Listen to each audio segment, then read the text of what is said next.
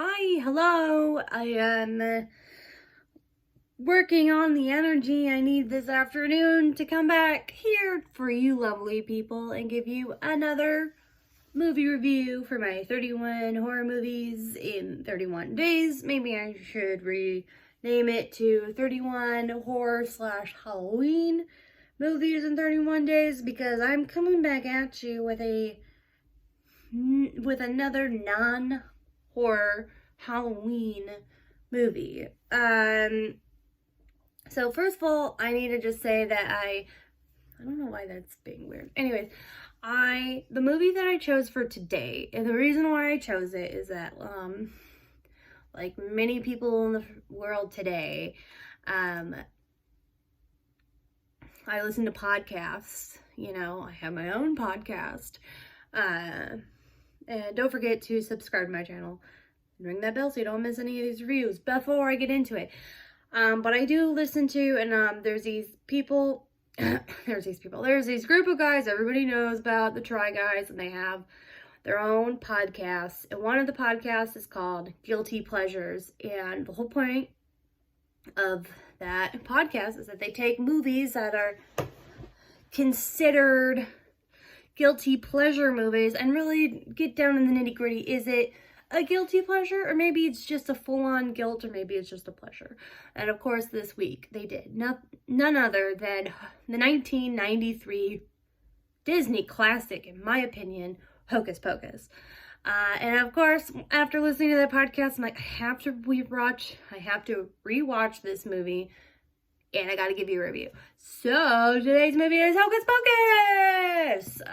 Starring Bette Midler, Sarah Jessica Parker, Kathy Najimy, and Thora Birch, if you prefer. Real quick plot of this movie, if you didn't know, Bette Midler, Sarah Jessica Parker, and Kathy Najimy play the Sanderson sisters. Some witches from Salem, Massachusetts, who back in the 1600s obviously were trying to gather some children to suck down their souls to remain youthful, got caught, and then they were hung. So now we can move to present day, which is present day 1993. And this new kid comes in, basically he's like, I don't believe in this crap, and he finds the little black flame candle. He's like, ooh, a virgin has to look like this, and he lights it, and then they come back. And so now the whole movie is about them trying to defeat the Sanderson sisters in one Halloween night.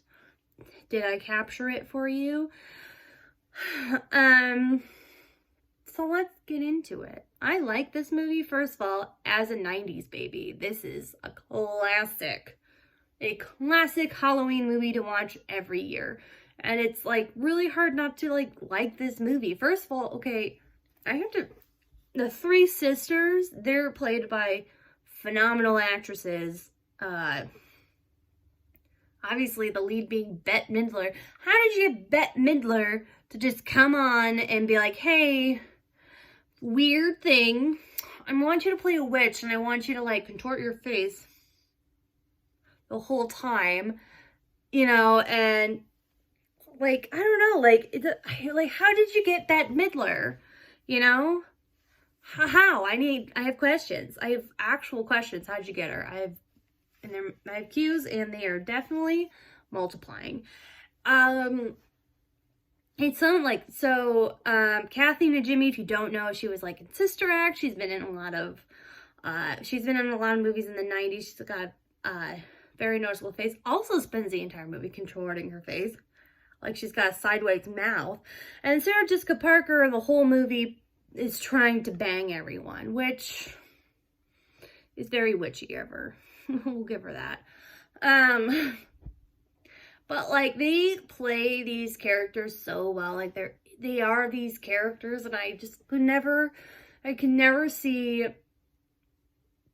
anyone trying to remake this movie without these three beautiful women doing it. So it's the Sanderson sisters that make this movie, because of course when they come back, it's been centuries and they don't know crap. right?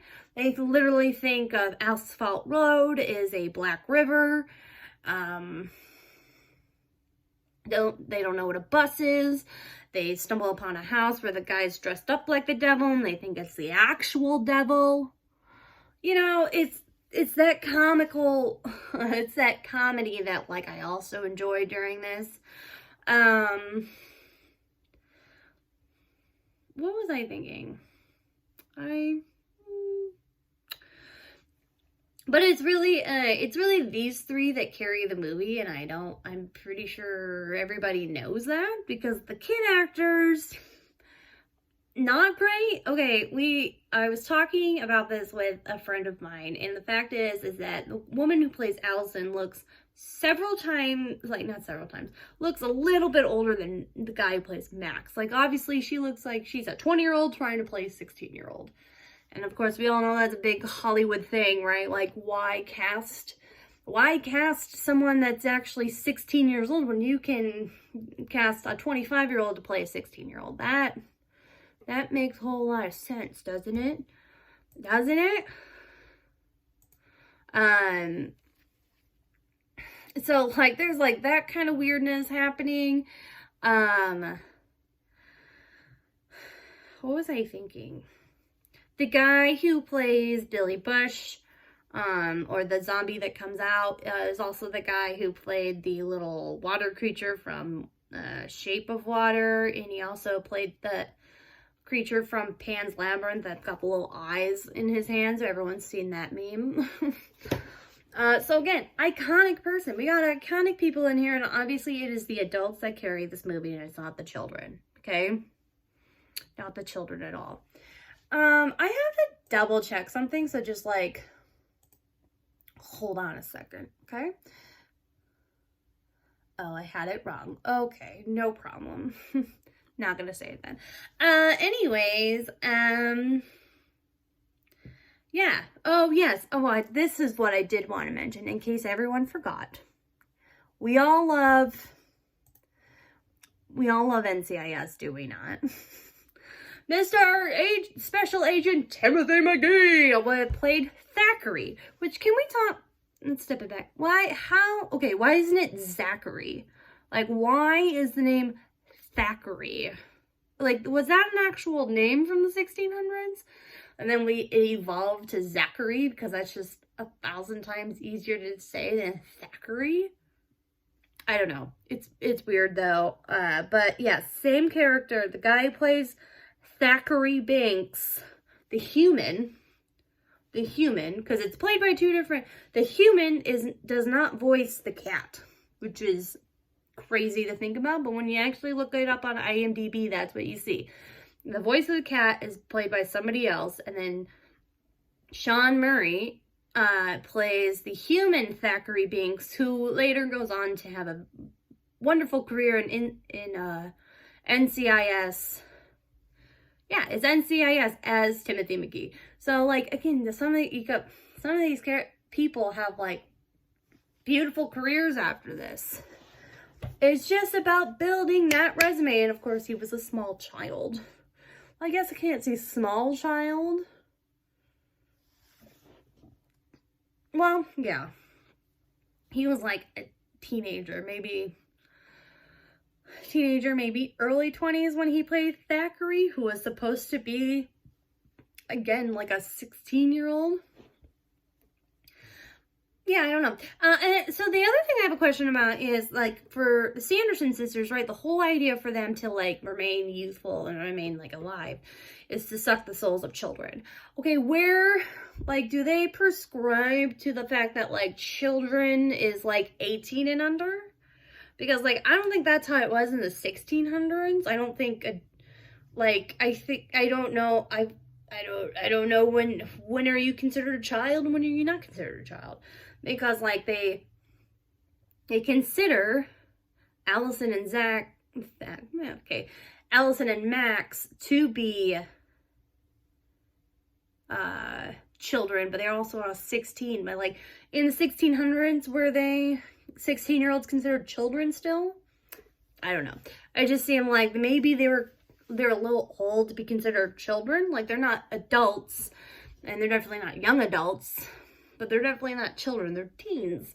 But maybe the Sanderson sisters will take a few teens along the way, you know? Maybe. So for this movie, my hair's just bothering me today. Don't worry about it. Because it's a Halloween movie, it has stood the test of time. It is entertaining. Every time I watch it, I find out something new every time. Like, there was this line, it was Danny, she's in the dance party where her parents are. She's trying to talk to her mom or whatever. And her mom's like, are you feeling okay? She's like, Mom, I didn't OD. And I was like, did she really just tell her mom, I didn't OD? Excuse me, you're 8. First of all, can I back it up. Max's little sister, I gotta find her, Danny. Okay, first of all, she knows what a virgin is at 8. She knows what a virgin is. She knows what wabos are. And knows that that's what her brother calls boobs. And then also understands OD. Probably because she's an LA kid. I don't know. I just was like, she's very knowledgeable for a freaking 8-year-old. But it's fine. But for Halloween movies, it's a solid 5 stars because it's a good time every time. And you learn something new every time you watch it. And it's standing the test of time. So for me, Hocus Pocus is a solid 5 stars. Thank you for watching this review. Subscribe to my channel and ring that bell so you don't forget any of my, you don't miss out on any of my reviews. And I will be back tomorrow for another horror movie review. Thank you.